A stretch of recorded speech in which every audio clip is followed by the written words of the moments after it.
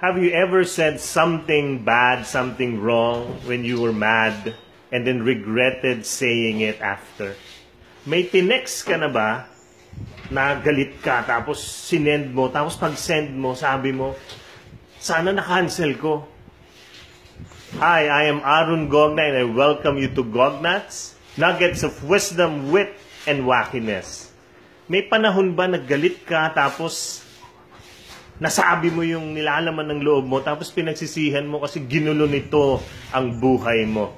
Alam nyo noon, yung mga cellphone nung araw, ano yan eh, yung manufacturers, alam nila na dapat pag nag-text ka tapos sinend mo, there is a mga 5 seconds that you can cancel it. Pwede mong i-cancel.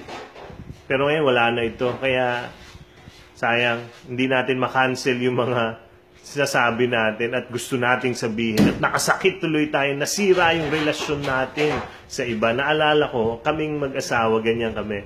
Every day, tinetext ko asawa ko. Pag alis ko, sasabihin ko sa kanya, I love you, ganyan. I miss you already. Every day. Tapos sa huli, I love you. Minsan, titext ko siya kasi niya, love, hindi mo ko napadalan ng pera. I love you. Yung mga ganyan. Palagi may I love you. And then one day, tinext ko yung karpintero namin. Sabi ko sa kanya, Kuya, meron tayong gagawin sa bahay. Pumunta ka ngayong hapong ito. Tapos na-type ko, I love you. Tapos sinend ko. Hindi ko naisip. Alam nyo, hindi dumating yung aming karpintero. Bakit? Kasi naman may I love you.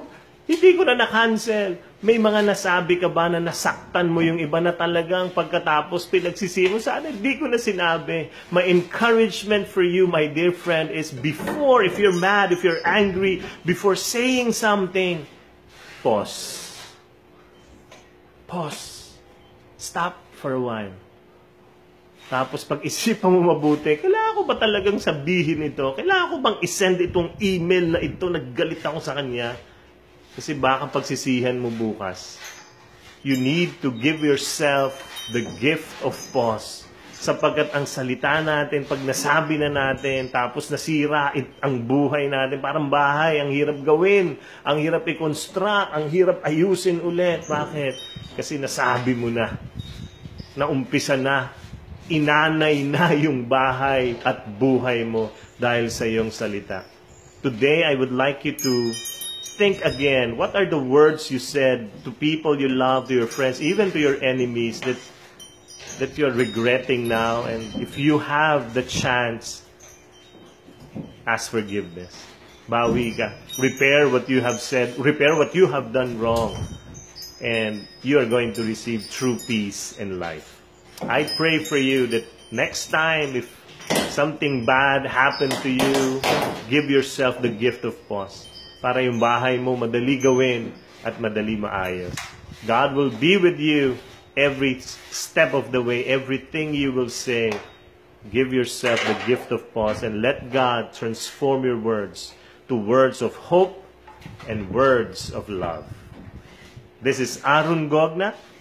Thank you for watching Gognats, and I thank you also for sharing Gognats to all your friends. I receive your comments, and I am really excited to read your comments every day. Maraming salamat po.